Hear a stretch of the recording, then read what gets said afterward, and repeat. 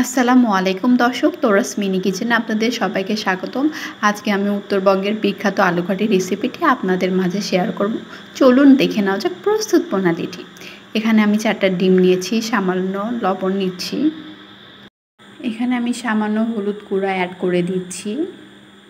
আমি ডিমটি সবার প্রথম ভেজে নিব। সামান্য মরিচের গুঁড়া অ্যাড করে দিচ্ছি এবং সম্পূর্ণ উপকরণগুলি সুন্দর করে হাতের সাহায্যে মিক্সড করে নিচ্ছি, যাতে ডিমের মধ্যে সুন্দরভাবে মিক্সড হয়ে যায়।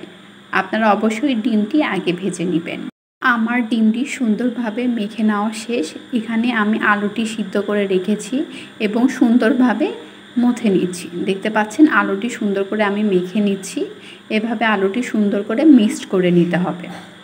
আলুটি যাতে সুন্দরভাবে মিক্সড হয়ে যায়, এখানে এই পর্যায়ে সামান্য পানি অ্যাড করতে হবে। আপনারা অবশ্যই আলুটি সিদ্ধ করে এই ডালটি রান্না করবেন। অনেকে এটা আলুঘাটি বলে থাকে উত্তরবঙ্গে, আবার অনেকে এটা ডাল বলে থাকে। অবশ্যই আপনারা এটা সুন্দর করে সিদ্ধ করে নেবেন। আমার সব কিছু উপকরণ রেডি হয়ে গিয়েছে। এখন আমি ফ্রাই প্যানে তেল দিয়ে দিচ্ছি। সবার প্রথমে আমি ডিমগুলো ভেজে নিব। এখন ডিমগুলো আমি একে একে ফ্রাই প্যানে দিয়ে দিচ্ছি ডিমগুলো ভাজার জন্য। আপনারা অবশ্যই আগে ডিমটি ভেজে নেবেন। আমি ডিমটি চামচের সাহায্যে সুন্দরভাবে ভেজে নিচ্ছি। এই ক্ষেত্রে চুলার আঁচটা মিডিয়াম থাকতে হবে, যাতে ডিমটি না পুড়ে যায় এবং সব পাশে যাতে ডিমটি সুন্দরভাবে কুক হয়ে যায়। ডিমটি আমি সুন্দরভাবে ভেজে নিচ্ছি। প্লিজ আমার ভিডিওটি ভালো লেগে থাকলে আপনারা অবশ্যই লাইক, কমেন্ট, শেয়ার করতে ভুলবেন না। সবাই আমাকে বেশি বেশি সাপোর্ট করবেন।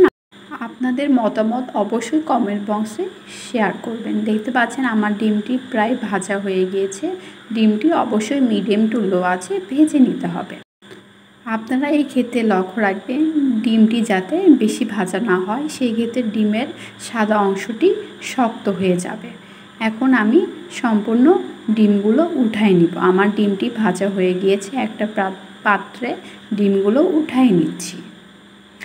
এই পর্যায়ে এখন আমি পেঁয়াজগুলো দিয়ে দিচ্ছি।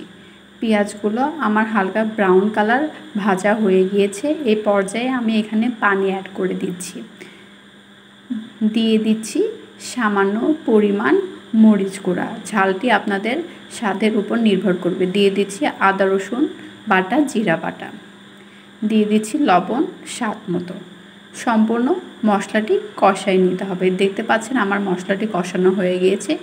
এখানে আমি ডালটি যেটা সিদ্ধ করে রেখেছি সেটা এর ভেতরে ঢেলে দিচ্ছি এবং সম্পূর্ণ উপকরণটি সুন্দর করে কষাই নিচ্ছি।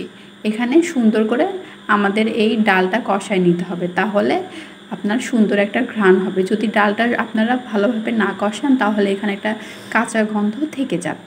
এই পর্যায়ে আমি পানি অ্যাড করে দিচ্ছি ডালটি এবং চামচের সাহায্যে সুন্দর করে নেড়ে চেড়ে দিচ্ছি এবং ডিমটি এর ভেতরে দিয়ে দিলাম। এখন এটা প্রায় 10 মিনিট জাল করে নিতে হবে। যেহেতু আমাদের আলুটি সিদ্ধ করে রান্না করা হয়েছে, সেই ক্ষেত্রে বেশি সময় কুক করতে হবে না। আমি দিয়ে দিচ্ছি সামান্য পরিমাণ লবণ।